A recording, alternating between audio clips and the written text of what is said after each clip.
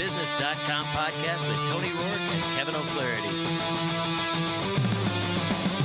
SeizYourBusiness.com, making you money. Share it on Facebook, share it on LinkedIn, Twitter, our blogs, YouTube videos. Listen to our podcast. It's so hot that it's burning up the stereo. Welcome to the SeizYourBusiness.com podcast, coming to you from our speakeasy in lovely downtown Downers Grove, Illinois. Our guest today is Keith Hoffman from First Advantage Mortgage. Our hosts are Kevin O'Flaherty from O'Flaherty Law and myself, Tony Rourke from ADR Business Resource Group. If you find the podcast helpful, or if you want to help us, we would appreciate it if you would review us on iTunes or even share our podcast on social media. So without further ado, I'll hand this off to Kevin. So Keith, thanks for being here with us today. Absolutely. We're going to talk to you a little bit about your business and what advice generally you have for business owners. And then we're going to talk a little bit about building power partner relationships and your experience in that. So why don't you tell us a little bit about your business? Well, I'm a long-time mortgage professional. I was started in the business about 23 years ago. Worked for a company that was a mortgage banker for, let's say 6 years or so. Went to a small brokerage company and then actually bought into First Advantage Mortgage. We grew the business tenfold and decided to sell it. We merged our company with Draper & Kramer, which is a very, very large company out of Chicago, and bought our assets. And since then, my partner has continued to be president and grow our business. Okay. And now you're kind of working as a business development guy in that business, right? Well, I originate loans. I've always liked to do that, and that's really been the best part about what I like in the business. I talk to a lot of people. I help a lot of people, first-time buyers, somebody who might have been in a house that either they need to sell and go on to the next one. But that's the part of the business I really like. I can take the rest and probably get rid of it. And you've written a couple books too, right? I have. As you know, my passion is horse racing. So I have written 2 books. One is Smarter Bets the Exacta Way, and the other is Inside the Sport of Kings. Both of them are sold on Amazon, and it's my passion, and I really enjoy sharing that with the readers. I hear you've been to the Kentucky Derby once or twice? Yes, every year since 1974. I was a senior in high school, and that was a real interesting first time. And I've been going every year since, with the exception of 1981, when my son PJ was born. His real name is Philip, and if you go back into finding out what the name Philip is, it's actually lover of horses. So I didn't name him just for the horses. My grandfather was a big influence, and his name was Philip, so that's why. So tell me a little bit about what it took to get your business from the point where you're, starting it on the ground level to the point where it's something that people actually want to buy. It's funny. When I first started in the business, I went to work for a company that's now out of business, but they gave me an opportunity to learn the business, and that's really what I wanted to do. I learned the business from the inside out. I actually trained for 6 months. I underwrote loans. I processed loans. I went out with appraisers, went to credit companies, went to title companies. So I really learned all of the business as I was going through it. They threw me to the wolves after that. Basically, I had to go and call on offices. So I came up with this game plan as to which offices I really want to go to. We had captured accounts. So if this account, real estate office, for instance, was taken, I couldn't go there. Well, when you have top producers in a company, it is difficult sometimes to find. But I worked a lot. I went out and got a number of offices. I would get a couple of loans out of each office, met accountants, insurance people, and try to create a very, very good network to be able to get some additional business. I worked there for a while. After a while, I saw the writing on the wall. I just didn't feel comfortable with what was going on. So I left there and opened a small branch for another company, which is actually a mortgage broker. Worked for them for about a year and had the opportunity then to buy into First Advantage Mortgage. Okay. And if you could go back and, tell your younger self, the guy that was going through all that stuff, a couple words of advice about, things that if you were going back in time in a time machine and had to go through all that over again, are there a couple things that you do differently? Probably. I would probably work harder.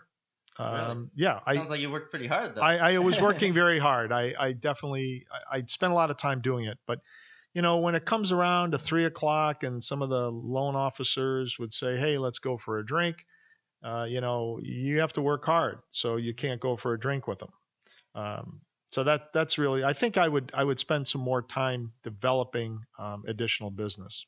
And how have you learned over the years to kind of keep yourself focused on that hard work principle and keep yourself on track when 3 o'clock rolls around to not go for that drink? Well, I've learned that you work hard and you play hard. There's times for each. There's no doubt that I spend time doing the things I like to do, but I always believe that work comes first. So I'm going to make sure that nothing gets in the front of that when I'm going to be planning my days and doing my things.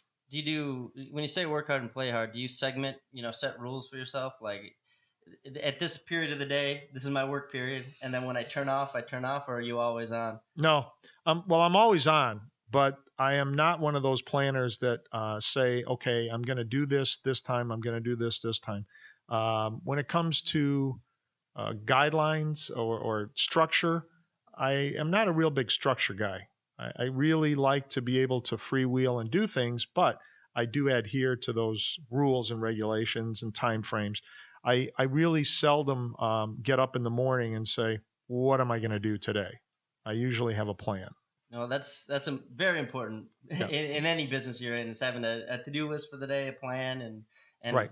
Both strategically and tactically. Overarching where your business is, where you want it to go, right, and what you want to get done to get it there that day. So, sure. So let's talk a little bit about building power partner relationships, which is something that you're really good at. Tell me about the way you've built your network, because you've got a pretty impressive network in Downers Grove. You were Citizen of the Year a couple years ago. How did you go about getting that started and getting it rolling? Well, the one thing I learned many, many, many moons ago was that you really have to be able to give and take. So many things that I did got me to network, but it didn't necessarily make it so that I'm trying to get business. I joined the Kiwanis Club. Kiwanis was a not-for-profit organization that gave back to the community. So I figured if I can join that, I will be able to meet people. I joined the Chamber of Commerce. To me, that was the number one thing that has gotten me business. I get a lot of referrals from that. You meet people that you can trust. You get to know the good businesses, the mediocre and the bad businesses. But the practices that the Chamber of Commerce really adhere to is something that is dear to my heart. And I think that that's really something that's helped me get my business. There's been the Rotary Club. Obviously, when I left Kiwanis, I felt I needed even more. So I went to the Rotary Club of Downers Grove. It's been very, very good to me. I love participating and giving back to the community that way, as well as internationally. As you know, I did two trips to China. Yeah, with Alliance for Smiles, right? Yes. Yes. What did you take anything away that changed you as a person from those trips? I'll tell you, that was an eye-opening trip, but both of them. I did two different things there. The first one, I was a record keeper. Again, I sat down at a computer, but they also knew my talents in writing and photography. So I started writing for the International Alliance for Smiles on that trip, as well as taking pictures. I learned a lot because those kids that have gone through that, their whole world has changed. And there's nothing that could have been done before that other than the cleft lip and palate reconstruction. Mm-hmm. They're very fortunate to be able to do that. And many, many, many people in China are not able to go through that. So that has really been a special thing for me. The second time I was I was a sterilizer. Now, I'm not a medical person, but I learned how to use the sterilization machine and did that. And to see what these doctors do, it's just amazing. I mean, your dad is. Yeah, you went with my dad on a couple. I went with your dad. He's a great dentist, and actually was in a couple of surgeries with him. And the one thing that I really absolutely loved was the fact that one of the head doctor had asked me to assist in one of the procedures. That must have been a trip.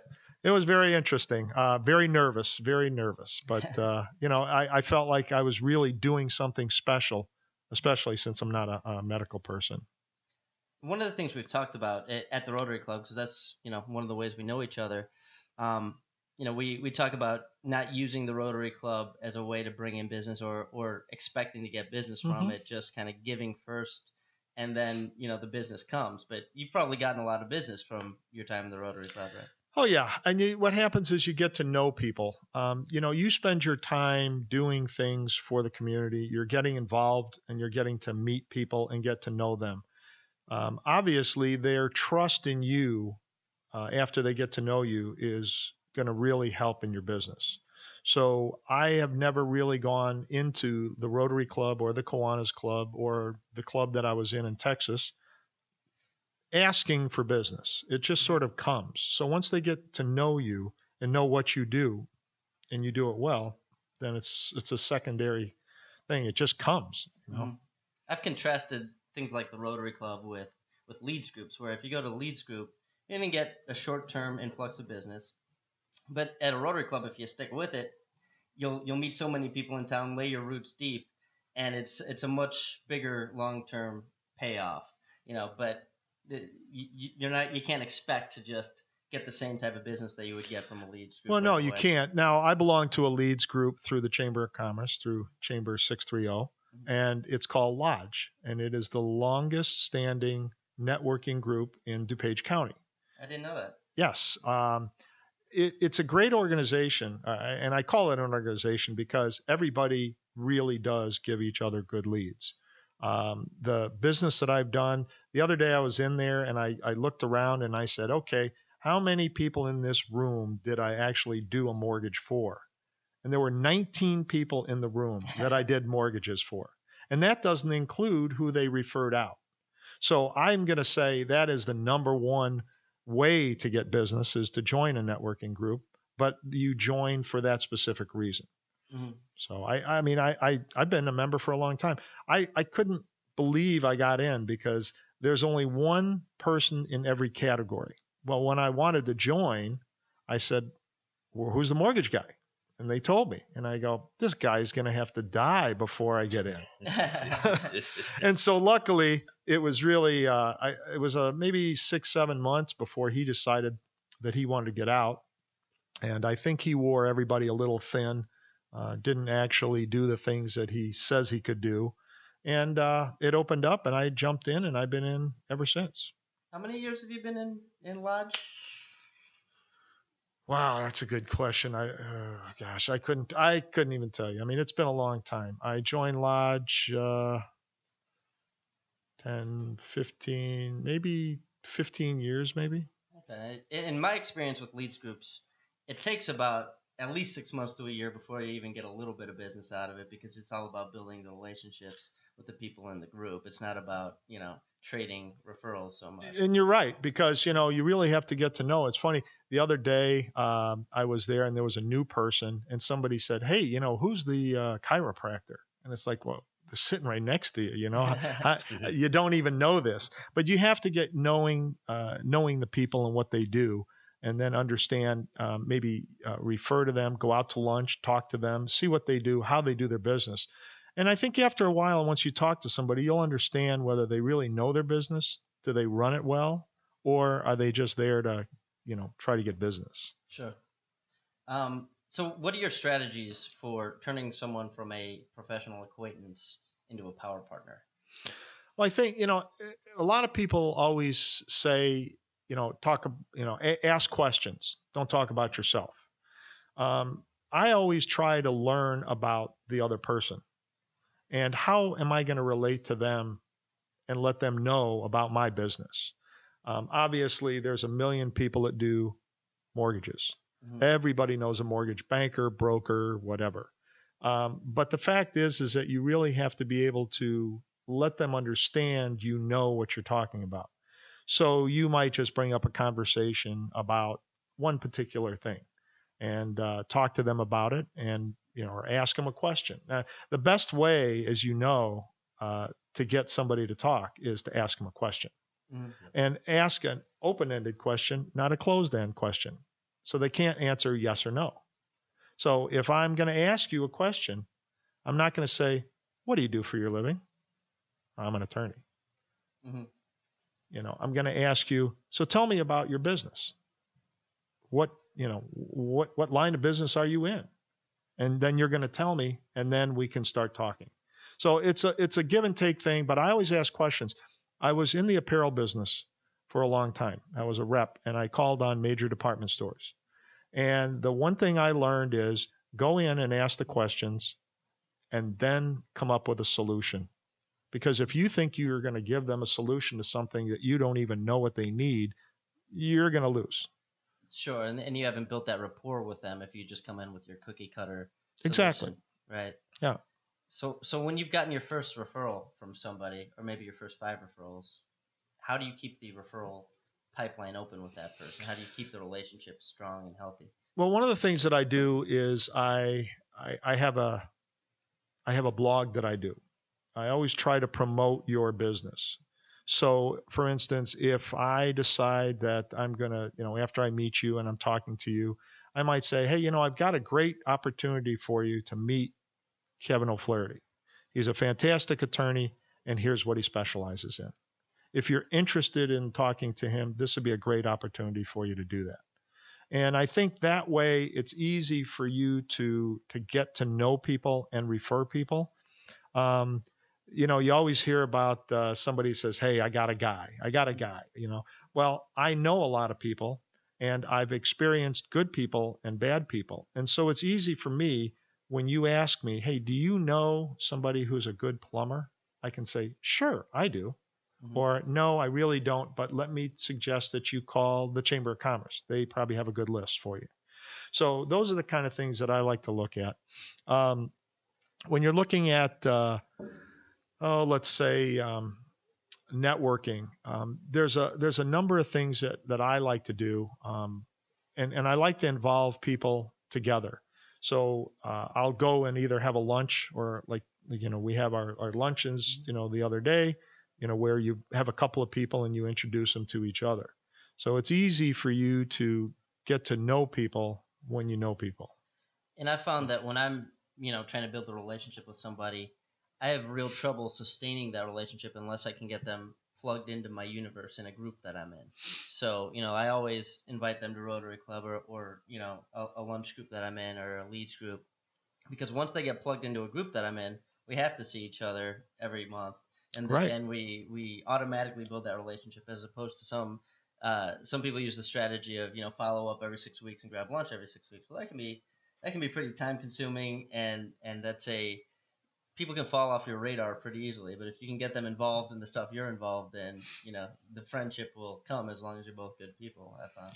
Yeah, I get a lot of referrals, but I also talk to people. I might pick up the phone and call you and say, hey, Kevin, how things going? Mm-hmm. Not, hey, do you have any business for me? Just right. How are things going? Is there anything I can do to help you out? Things like that. Now, I know a lot of your business comes from real estate agents, and you probably have, multiple real estate agents that you work with and that send you business. How do you take care of all of them, keep adding value back to them without the necessarily ability to match them referral for referral?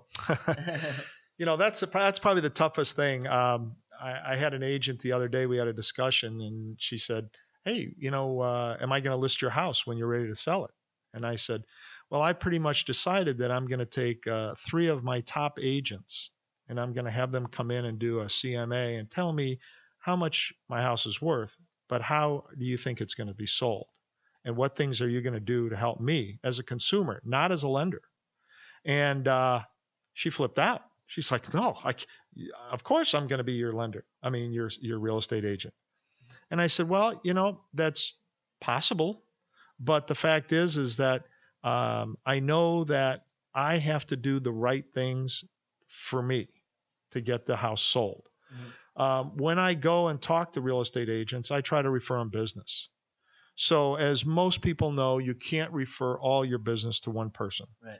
If you can, they're going to either be your wife or husband, or when that person decides to get out of the business, so are you. Sure. So that could be a problem. So I really have surrounded myself with professional agents that know what they're doing so that I can refer somebody to them. And usually it's going to be a good fit. Sometimes you'll deal with somebody that's very high maintenance, very type A personality, and you don't want them to work with somebody who's quieter, more subdued when they work. Not that they're bad, it's just not a good fit. Sure. So sometimes you like to look at the fit and see how they can do that. Although I will tell you, the day that I get 100% of somebody's business might be the day that I'm going to retire, because I don't know that really there's one agent that can give you that much business. I also do business with a lot of other people. I work with accountants. I work with insurance agents. I get a lot of referrals from attorneys. So, you have to be able to give your mix a good variety when you're dealing with business, because you can't just live on real estate agents as a mortgage professional. Sure. Tony, I've been monopolizing the conversation here. That's all right. Seen you writing down some questions. Well, I knew I'd get my chance. Keith, I heard you, and I'm going back to the previous much earlier, and I heard a couple of nuggets that I kind of wanted to follow up on. I heard you say you were in the apparel business, Mm-hmm. and then you got in the mortgage business. How did you make that? How did you go from apparel to mortgage? What was that decision? Well, it's funny. When I first was going to go into the apparel business, I was trying to figure out. I was very young, out of college, worked for a year in the restaurant business, absolutely insane, and I decided that I have to do something else. So I actually sold copy machines and fax machines before they ever were popular. They were actually coming out. And I thought to myself, who in their right mind is going to buy one of these fax machines? Well, I learned that business, learned that I didn't want to be in that business, and I got an opportunity to become a rep in the apparel business, calling on smaller accounts in Texas, as well as some mid-tier department stores. And I did that for a long time, went to work for them until they decided that they wanted to give my boss my job, because they were doing some consolidation. Okay. So I packed my things up and gave it to him. My wife flipped out at that time. She said, "Hey, we're going to Chicago for Christmas. What are we going to do?" I said, "Well, I have 6 weeks severance pay. That's all. 6 weeks severance. We're going on vacation. I'll have a job when I get back." So I actually interviewed, got a great job. I worked for Burlington and Interwoven Socks. I was in that business for a while. I worked in the intimate apparel business for Maidenform, Liliette and Triumph before that. But when you learn to service the needs of your customer, it doesn't matter whether it's a retail customer, whether it's a person who needs a mortgage or needs financial help. It doesn't really matter. You learn to develop what skills you have in order to help them out. I have a business background, so that's really helped a lot. Okay, that was a great answer. My other question was about you. I heard you say you were always on. So for people out there that are always on and have trouble shutting down, how do you shut down? How do you get yourself to just, because you can't be always on. You got to have that moment where you can. No, and I'll tell you, it's funny because my wife always asks me, why is it that you can talk to people all day long, you can have conversations, you're always doing something, but you come home and you take your shoes off and turn that TV on and you fall asleep watching TV. So a lot of times, I'll just break it off. I will sit down and watch TV, get my mind off of business, get my mind off of things. The tough part is when you're relaxed and doing something and you get this phone call and it's a real estate agent and says, "I've got somebody I need you to pre-qualify right now because we're going to go put in an offer." So when I work with my agents, I try to always suggest to them that they get me this person ahead of time, so we don't have to rush to get that done.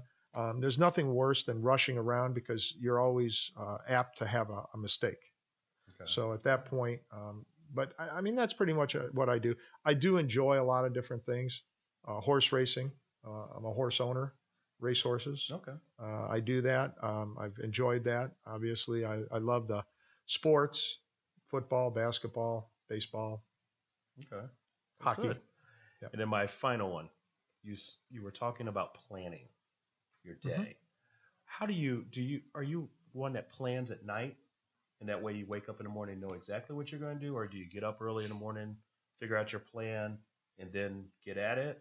Do you have an extensive to-do list, a small to-do list? I hate lists.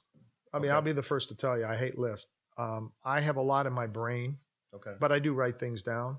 So I usually think about it the night before. What do I have to do tomorrow? What's going on? Okay, this morning I had Rotary at 7 o'clock. Okay. So I also have some things I had to do at my office, do some running around. I also have this podcast. I have a 5 o'clock appointment. So I have to schedule my day to figure out what things I'm going to do. In this short amount of time, 2 hours between this time and this time, what is it that I'm going to do? And so I try to plan that ahead of time. And I'll tell you, I'll be the first to tell you, it changes all the time. Sure. Things come up, you have to react to it. Okay, great. Yeah. That was it. Yeah, I've got a couple. I feel like I'm doing a deposition. I got a couple of follow-up questions for you. Not guilty. So when you're, in my experience with the chamber, it's really easy to go to the lunches and maybe go to a cocktail hour or two and not really get, embedded in the chamber, not really use it to the fullest extent that you can. What are your strategies for when you join the Chamber of Commerce, getting truly involved in it so that it's a helpful driver for your business? The one thing that always gets to me is the businesses that join and just to say I'm a member of the chamber and they expect to get business. Mm-hmm. You really can't. In order to become a true member of the chamber and to get business, you have to get involved in different things. So usually I suggest they look at what things are available, what things are of interest to them, what things would they like to get involved with. And I've been on almost every committee you can imagine over the long time. I'm a board director. The best way to get involved is become a director. Were you asked to be a director, or did you approach somebody? No, actually, every year they open it up, and you can put in for it, and then they interview a number of all the people, the applicants, and they find the best people that they think would fit to help the chamber grow and be an integral part of it. I've been on the education committee. I've been on the golf committee. I haven't been on legislative committee, but I've gone to Washington, D.C. I've been to Springfield with the chamber and lobbied on a number of issues. So, you really do need to get involved. Obviously, you get together and you can join one of their networking groups, but you really just have to find out what to get involved in. If you don't show up, nobody knows who you are. And, that to me is like, well, they have to know who you are. So get to go that's true things. For any group that you join. You can't just join a bunch of clubs and groups and then, appear and not get involved and expect to get business out of it. In the Rotary Club, you're on the committee that puts on Grove Fest, our town festival, and you're on the board of the Rotary Club, and you got to really dig into every group that you're a member of and become part of the inner circle by donating your time, really. And you spend a lot of time doing it. So it's just like work. Some of it's work, some of it's fun work, but you're still going to do it. And like you said, I've been on the board and still am on the board for Rotary Club. To me, it's always better to have a voice than to have somebody tell you all the time what you need to do. Mm-hmm. So, that's why I get involved, and it's worked. Okay. Yeah. Well, I don't have any other questions for you, Keith. Thanks so much for being here. Anything else that you want to talk about on the topic of Power Partners? No, I tell you, diversity, I think, is really the key to being to getting more business. I'm in the mortgage business, so everybody says, well, real estate agents are the best way to get it. Well, they are. They actually see the clients all the time. They are the front line of somebody buying a home. Mm-hmm. But once you own a home and you have a lot of debt and you need to go to your accountant and he says, well, my gosh, you have a lot of debt, he might suggest to you to speak to a mortgage professional. I do a blended rate debt analysis for customers who own homes, and I'll put in their debts, their interest rates, what their interest rate is on their home. And many times I found that you could refinance and lower your whole debt structure by doing that. So accountants like that. That makes them look good, obviously. I deal with attorneys. A lot of people get divorced. Well, most every one of them have homes. Mm-hmm. And one's going to have that home or they're going to sell it and go their separate ways. So there's always that opportunity to get some additional business there. Okay. Well, if somebody wants to reach you, how can they do that? Well, there's a couple of ways. I think the best way is to call me. I love my phone number. Yeah, feel free to give it out. 630-306-LOAN. Okay, well, that is a nice phone number. 630-306-LOAN, and that's 306-5626 for those people who are a little challenged when they look at the telephone. See, my phone number actually has 666 in it, and as an attorney, that's not ideal. Yes, but you know what? That explains a lot. No. That's scary. You know what, though? They get to know you very well that way. I have a website, 1amllc.com/Hoffman. I've got those are probably the best way. You can always email me, keith.hoffman@1amllc.com. But the easiest ways to get me is to call me. Okay. And do you do mortgages just in Illinois, or do you do them nationwide? No, I'm personally licensed in 3 states, and don't laugh. Okay. Illinois and Wisconsin, and North Carolina. Oh, okay. So when we were owners, I was a part owner in the company. So when we did that, some of us owners, we decided we needed to get licensed in different states in order to get some more business. So I took North Carolina. I had friends that live out there. It's a great place. You never know. To golf. Exactly. So that's where I go. Our company's licensed in about 40 states and growing, and we are able to refer that business to one of the loan officers that is licensed there. So I work very closely with the loan officers that are licensed in different states. And how can people buy your books? Amazon. Amazon's the only way you can buy it. So you can go on Amazon, horse racing. You can put in Smarter Bets the Exact Way, or you can put in Inside the Sport of Kings. And it's really kind of a funny thing. I'm not an author, but my first book, Smarter Bets the Exact Way, actually is a pretty good seller in the category of horse racing. I think there was only like 3 books ahead of it. The reviews have been very mixed, and it's really funny because when you get a negative review, you go, oh my gosh, like I have to change my whole life. It's like nobody likes this. And then the next review, the guy says, I should have bet more money. I won so much money. I had a great thing. It's a great book. So the reviews are all the way from 5-star to 1-star. And but if you go on there and you buy the book, you can then comment in the reviews after you read it. So I strongly suggest that they do that, because reviews are opinions, and everybody has theirs. I love the one where the one gentleman said that he used it for the bottom of his parakeet cage. Oh. But it's so funny because the next one said, I bet the Belmont Stakes. I did exactly what you told me to do, and I should have bet more. I won whatever it was, $1,000, $1,500, or something like that. So it's what you take out of it. It's a knowledge book. The first one is completely different than the second. The first one teaches you how to bet exactas, as well as how to pick your horses when you want to bet on anything. The second book is Insights, Perspectives, and Stories. So I've interviewed track announcers, trainers, the top East Coast ownership group in the business, giving my perspectives, going to the Derby, some fun stories, what cigars to pick for your Breeders' Cup, so it's a little different, but completely two different books. And I've learned that many, many people like to learn how to bet on things and not really care too much about the insides. Do you have, are there Kindle versions? Not at this point.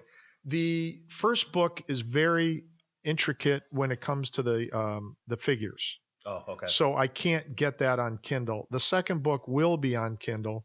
I'm in the process right now of getting that converted over. Okay. Because the pictures have to be converted over.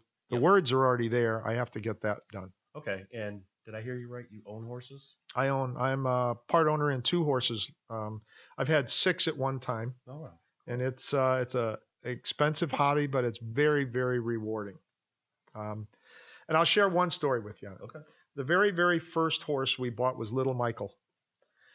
Now, my partner said something about, let's claim Little Michael. And I said, oh my gosh, Little Mike, that's like $1 million horse. How are we going to do that? And so I looked it up, and it wasn't Little Mike, it was Little Michael. Big difference. So we bought the horse, trained him for a few months. Dale Bennett is my trainer, and wonderful trainer. He's down in Tampa right now, but he's also at Arlington in the season. And we had a party, my company, all the loan officers had a networking party. It's a perfect way to meet people and bring people and get them involved. We had 4 tents. We had 300 people there. And that was the first day my horse was racing at Arlington. Well, everybody knows your horse, so they're going to bet on him. Sure. So we went from 10-1 down to even money before it even opened that race. He actually won, which was great. And I had a lot of people in the winner's circle in the picture. But that was so exhilarating that it just made me want to have more. Okay. Yeah. That sounds great. I know. Well, and That's one a thing great I'm going to story. draw on from what you said, and I think it's having whatever interests you have, pursuing them full bore, whether it's the chamber or horse racing, you can use those interests to meet other people and network. And I was in a band for a long time. Right. A lot of my early clients came from people who came to my shows and didn't, know any other attorneys. And, so whatever, it doesn't really matter so much what you do getting out in the community. It's really just getting out, doing something you're willing to commit to. Yeah, exactly. I have 2 websites in relationship to horse racing. One of them is thederbyfan.com. And that is dedicated to talking about horses and races, but it's also talking about betting. So leading up to the Kentucky Derby, I have every week the major races. I handicap them. I try not to give you a lot of great detail because you can go to drf.com or Blood Horse, or you can go to a million places and actually check it out. But I give you my 2 cents worth, and then I show you what I would bet. So I start with a fictitious $1,000 bankroll. And I just tell you exactly how I would bet it. And then you can look at the results, and it's fun. The second one is called Keith the Derby Man. And that is so you can look at my books. So you can actually pull up my books. You can read a little of them, and you can go right online and order them from there if you want. Okay. So it's fun. Yeah. Well, thanks for being here, Keith. Always a pleasure. It's always a pleasure with you, Kevin. All right. Thank you.